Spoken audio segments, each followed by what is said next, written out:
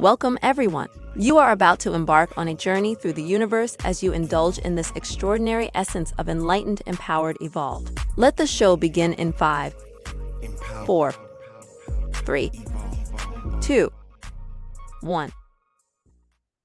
Just in time.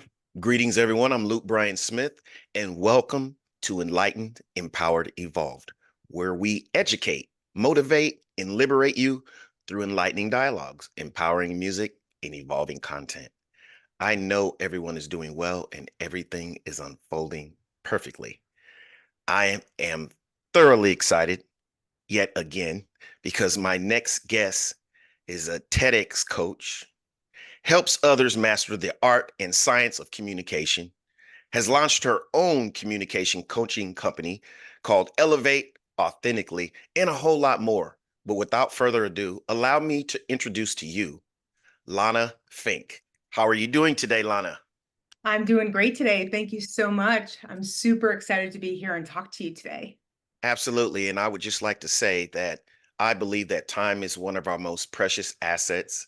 And for you to choose to spend some of your time here with me in the history of your timeline on Enlightened, Empowered, Evolved, I just want to extend my sincerest gratitude to you once again. Thank you very much for being here at this present moment.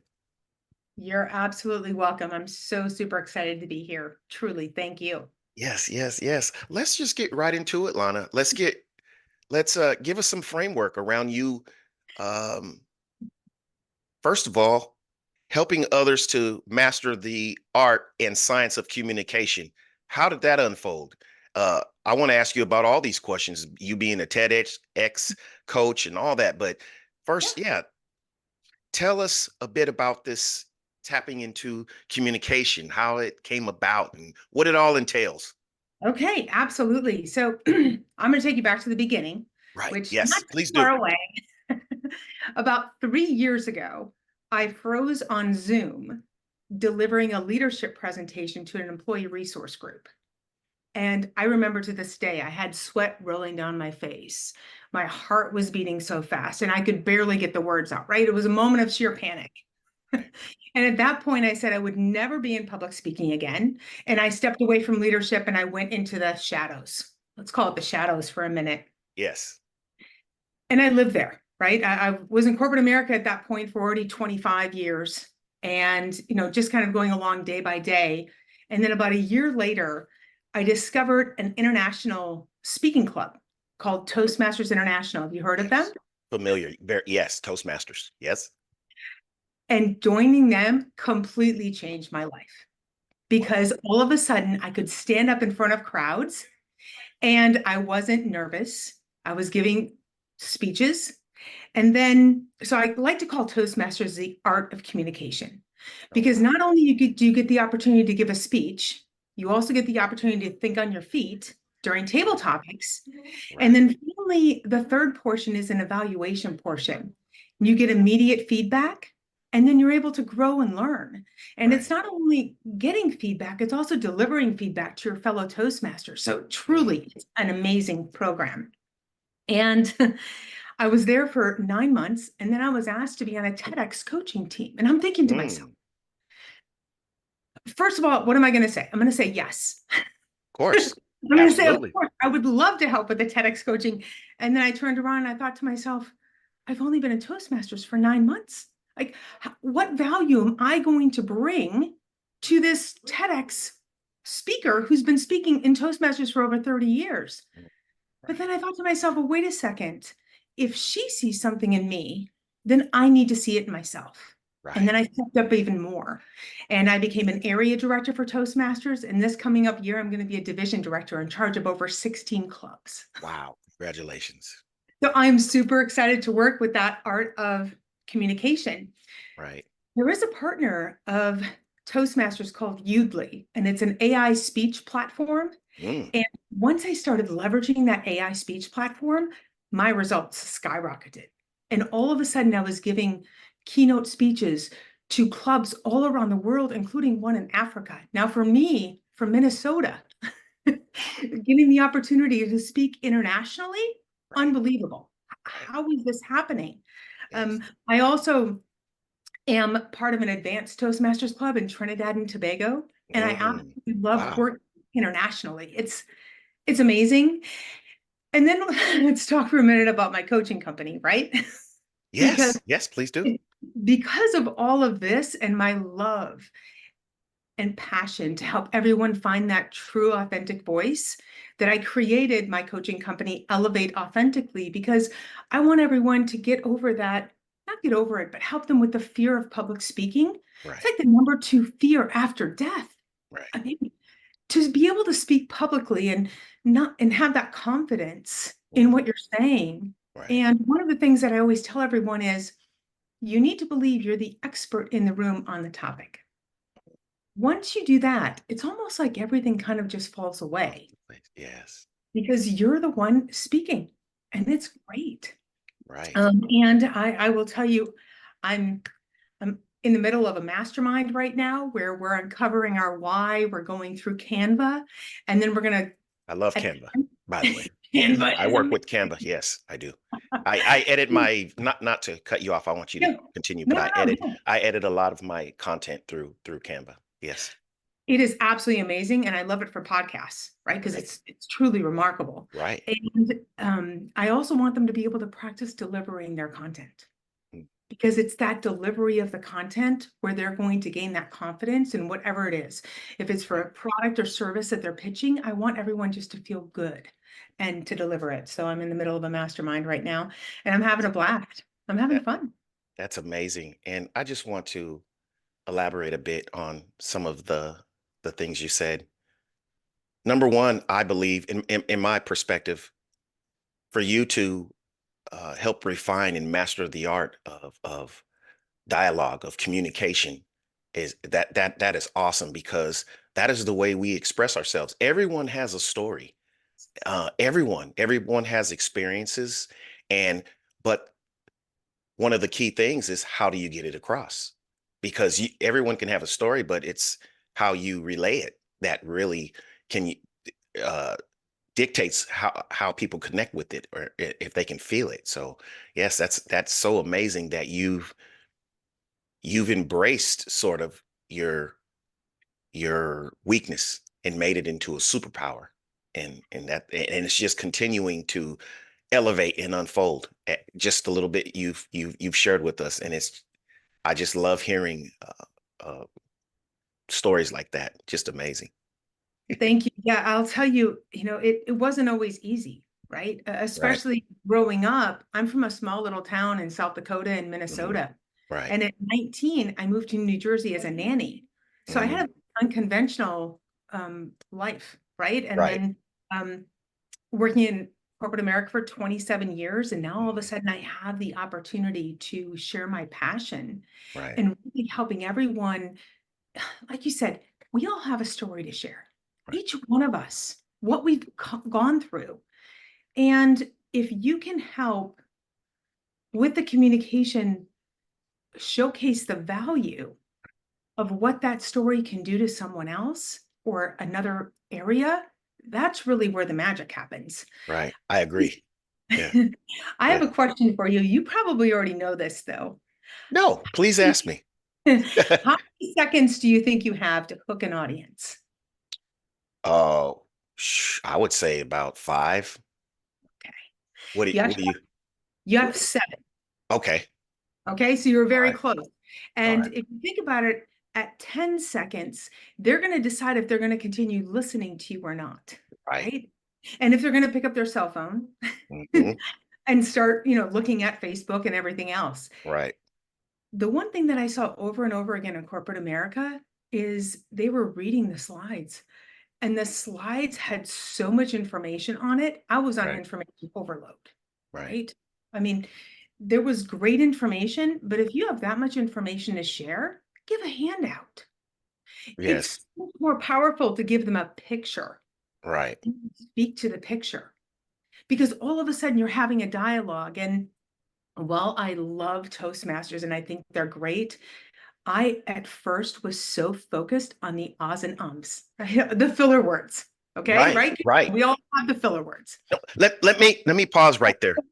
Yes. That's something that, from reading, you know, books and watching, segments on public speaking is something I've been working on thoroughly, so that those voids I let pauses, go in there instead of the all the time. But I do it sometimes anyways. But I've even noticed, because I'm so perceptive, even people that are supposed to be, that we would think, that would be amazing speakers. They're in the public eye,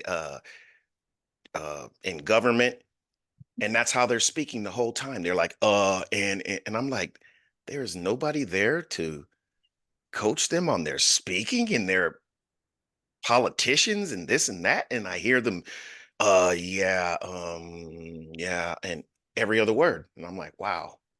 And I notice that kind of stuff now, that I have on purpose, pay attention to dialogue and people's cadences and their flow, and how their voice changes up and down, and their excitement and their body language and their hand gestures and their eyes, all that all Yeah. plays a part.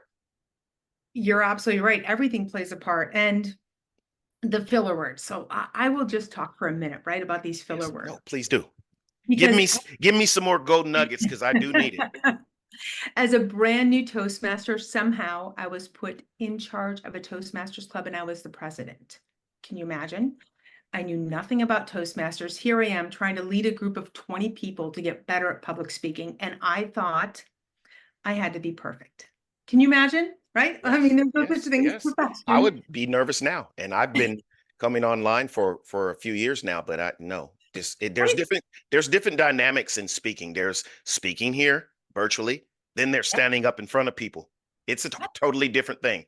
Right. And well, so our club was formed on Zoom during COVID, right? So Mhm. I was sitting behind the camera just like this. Right. And what I was doing is I would write my speech as I would say it. Oh, And okay. when I would present my screen, here I am reading, and they're watching my eyes go back and forth. And I'm not looking at anyone. And it was, while I didn't have any filler words, hey, that's great, no one felt a connection with me, Right. right? Like no one felt that connection. And then when I started using that AI speech platform, it said it's natural to have fewer than 4% filler words. Mm, All of a okay. sudden, my whole world changed. I was like, what?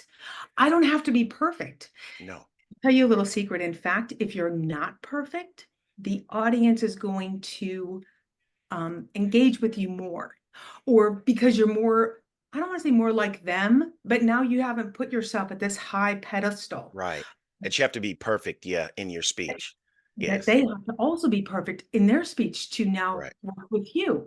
And Right. that's not all the way we want it, right? We want everyone to feel good about themselves. Right. And if you say, it's okay. Yes. But No, I we all still do. right, exactly. And but knowing that it's okay and Right. normal to have fewer than 4%, Right. that's quite a few filler words if we're Right. talking for 20 minutes. Yes. Yes. No, it's just my perspective. When I was mentioning that, I Yeah. wasn't, I was speaking for myself, because prior to now, I did that all the time though. Like every other word was and I wanted to fix that. So that's why I'm more aware of it now. And it's not like I'm trying to be just perfect and sound like an AI that just is right, spot on. I do still have those exclamation, gestures and all that. It's fine. And just like you said, but I'm thankful to know the percentage, and to affirm that more, that it's okay. That brings a human, element to it, that people can relate to, that, this person isn't just this speaker that uses these huge words, and is making me feel like that I'm a kindergartner, So yes, because there's people that speak that make you feel that way. I mean, they don't Yeah. do it on purpose, but you do feel that way after you hear them speak. You're like, You're sitting there going, and what value can I bring to the conversation? Right? thank you. Thank you. You never want to have anyone feel that way. And Right. one of the things that I always tell, especially new speakers when they're starting out, is if they focus on the filler words and they've memorized their speech, as soon as they say that filler word, they're going to lose the rest of their speech. And they're going to be so stressed that Right. they said the filler word and the audience is going to pick up on it. Mm, Just relax, have fun. Know the audience is there to listen to you. They're not there to judge you. That's not their job. They're there to learn from you, to right. grow with you, and to really understand and either be empathetic or really dive into your story because you have something so compelling that they're going to continue listening to you, no matter if you say a filler word or not. And Yes. you're right about the politicians, honestly. Right. I Yeah.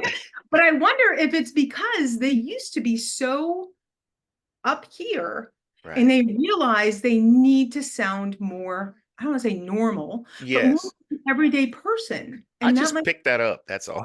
I just picked it up. I'm like, wow, man, this guy is every other word is like he can't find the word to say. And I'm like, "Oh, maybe that is done on purpose." I was thinking to myself that I know they have writers and I know they have publicists and and all that things of that people of that nature, but you know, for it to sound like that, I thought that that couldn't be on purpose, but thank you for putting in perspective. Maybe it is.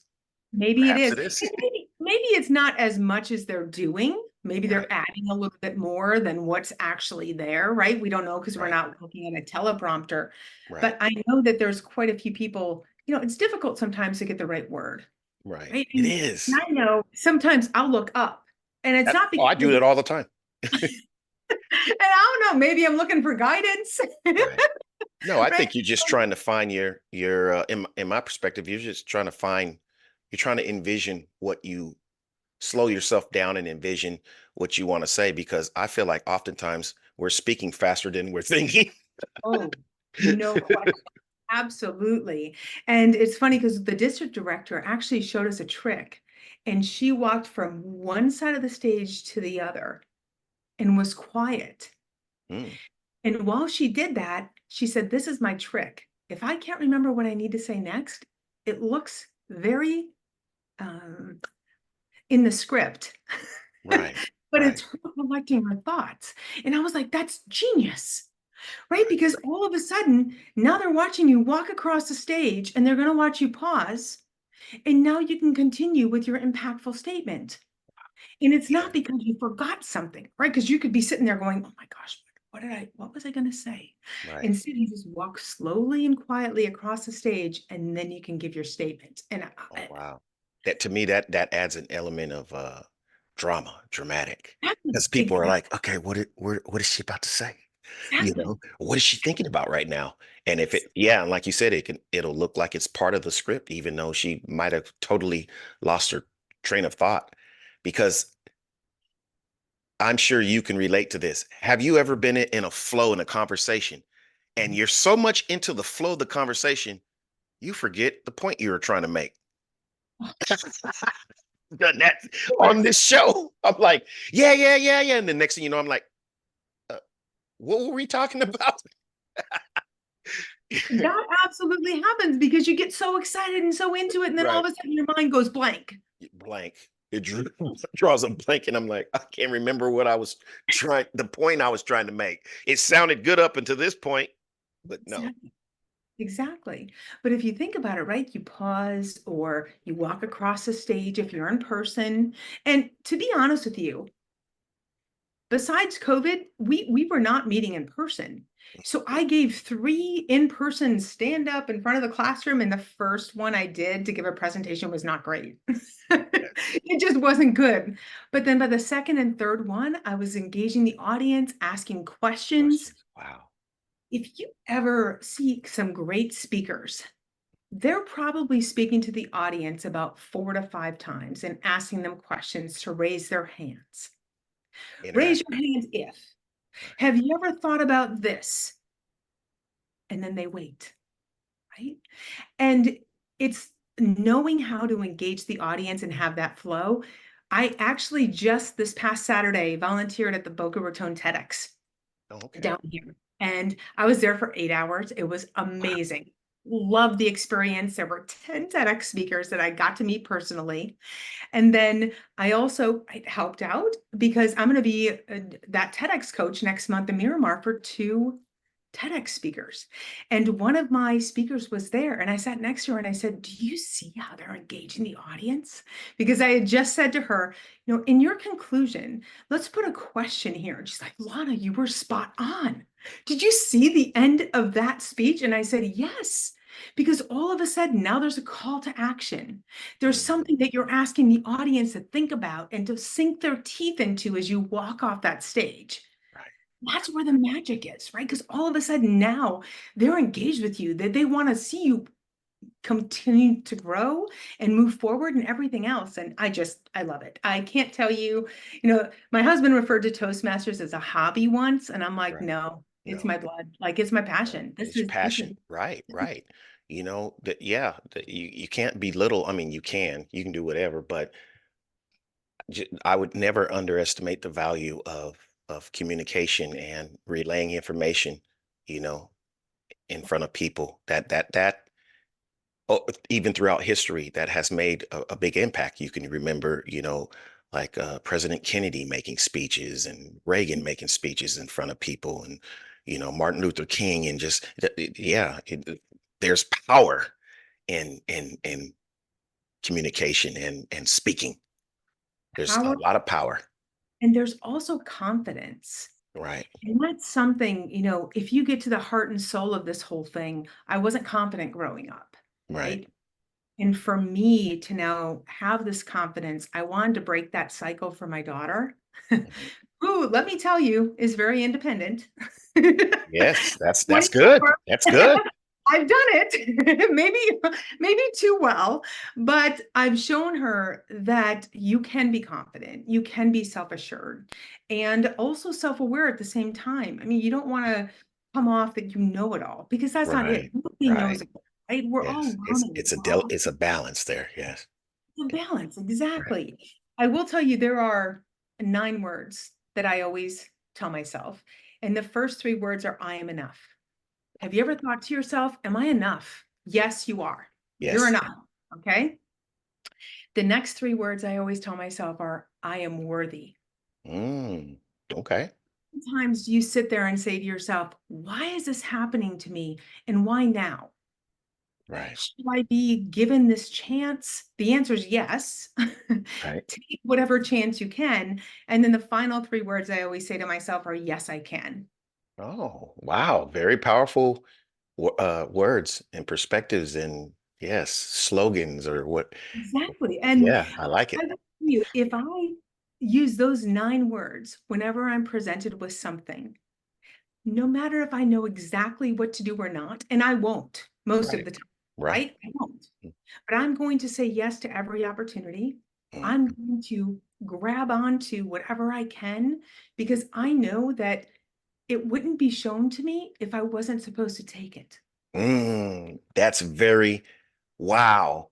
That right there, I can really relate to that because I was just listening to a segment. It slips my mind by who, but that's exactly what they were highlighting, that everything is unfolding perfectly. That's kind of where I'm gonna look it up while we're even here. I mean, this is the real deal. So basically, all the opportunities that come to you, you're allowing, you're open and receptive. Like everything is that's coming to you is meant to. Exactly. Yes. Anyway, there's a man who you would call a channeler, like Okay. Esther Hicks, but his name is Bashar. And I was listening to one of his segments today, and that's what he was talking about, how everything is perfectly coming to you the way it is. And then I listened to another man by the name of David Bayer, and he was mentioning the same thing. Mhm. The segment I was listening to was breaking free from money blocks and rewiring your brain, Okay. out of that poverty thinking, and in your relationship with money, or he calls it currency. And he says, why do you think it was named currency? The current, everything is vibration, everything is energy. So it just was an amazing segment. But back to what I was saying about what you said. Yes, yes, it came to you. It was supposed to, and you're supposed to take advantage of that. And I like that mindset of, if it doesn't, and I hope I'm not bouncing around, but if it doesn't kind of scare you, then you're not setting your goals high enough.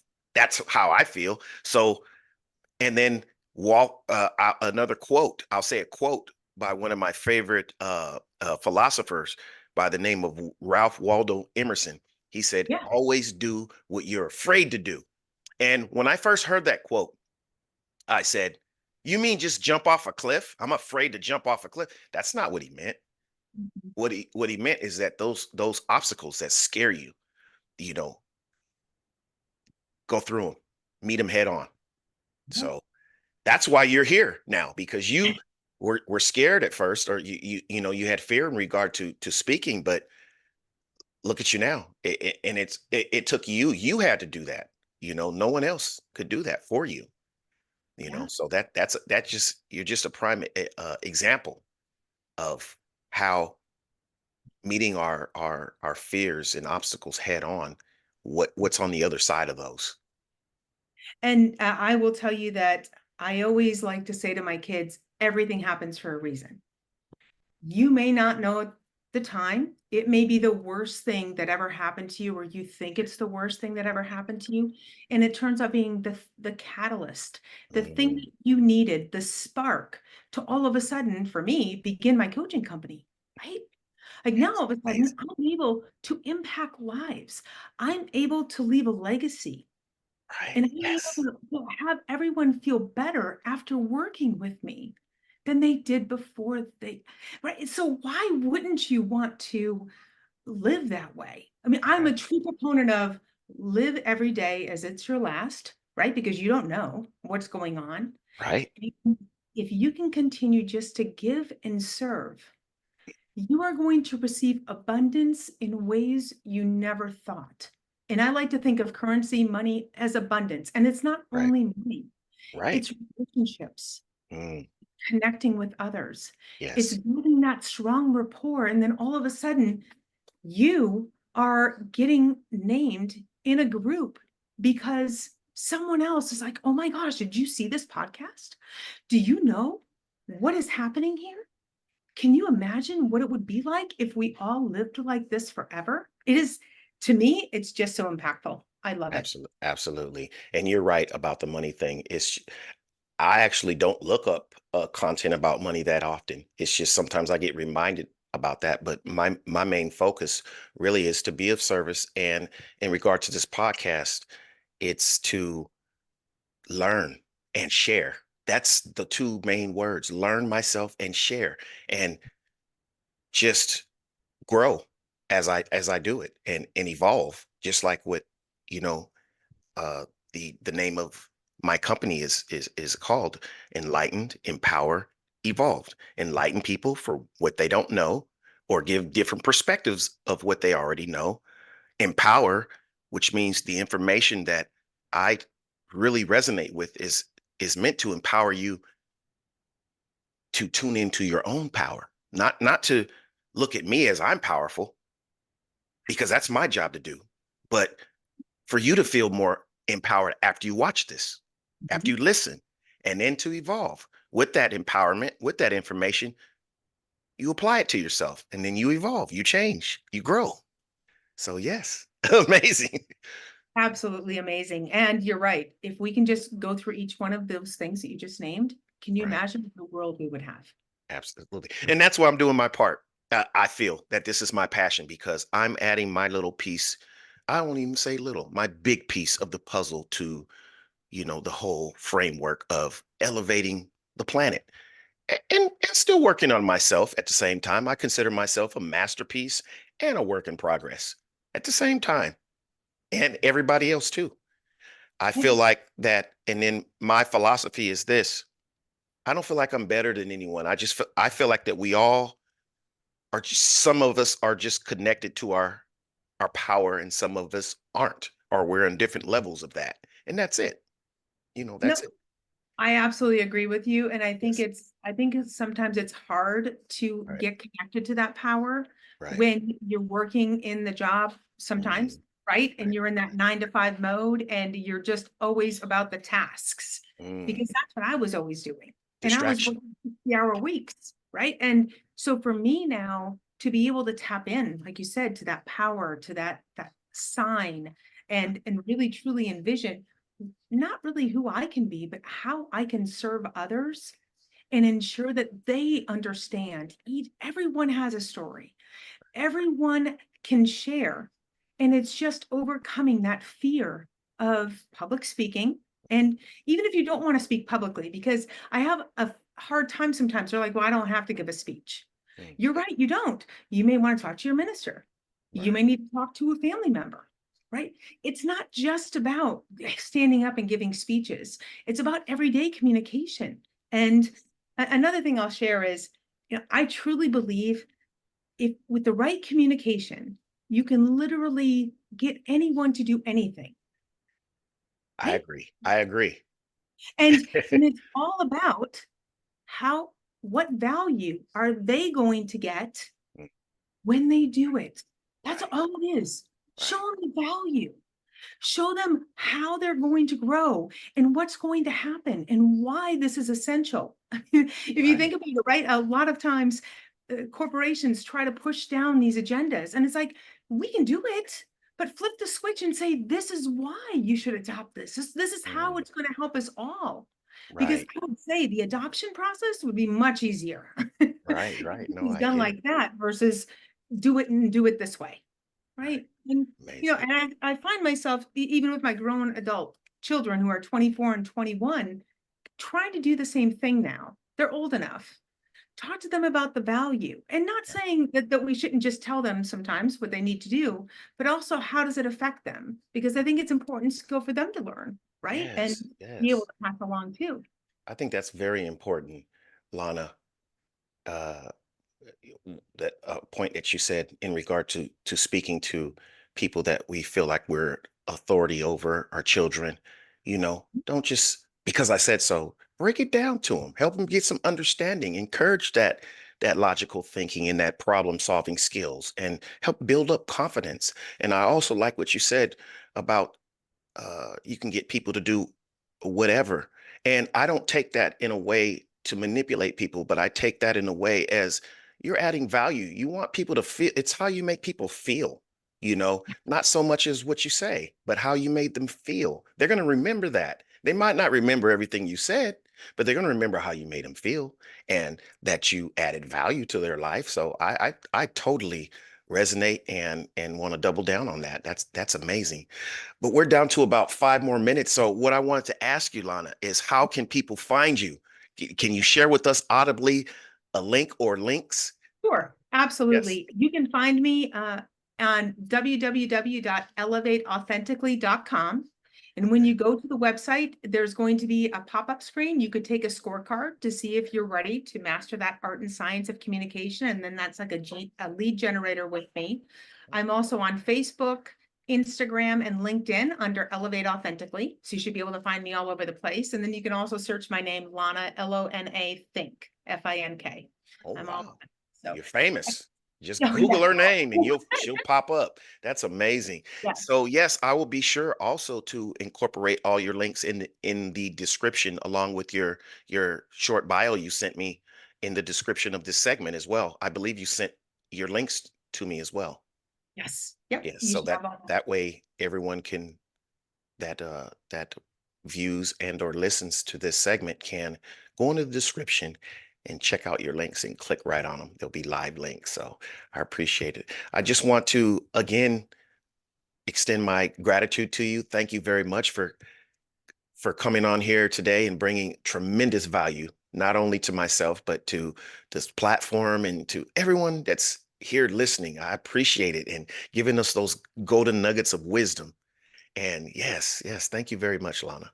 You're so welcome. And thank you so much for allowing me to be vulnerable and explain my story and really help everyone understand that, yes, communication is scary. Mm. It is. But once you can master how to leverage it and what to do, all of a sudden you can take a lot of that fear away. Mm. And you just become this empowered person that's going to be able to potentially serve and help others just like you and I are, right? That's our passion. That's why we love this. We do this because we want to help others. We want to serve. We want to make sure everyone feels great and is able to get to their highest level of who they are. Right. That to me is magic. And I really truly feel like you are a magician with this podcast. Thank you so much. For allowing me to come on, tell my story, and all of the great information that we were able to share back and forth. I truly appreciate it. Yes, you're very welcome, and the pleasure is all mine. Thank you very much, and thank you everyone for tuning in, for sharing a moment of your time with my guest and I. I appreciate it.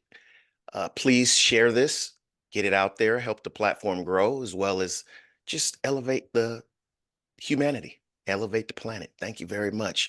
Be sure to hit the like button, subscribe button, and go into the description and check out the links. Check out the Enlightened, Empowered, Evolved website as well at 333empower.com. Until next time, see you soon. Love and appreciation. Enlightened, Empowered, Evolved.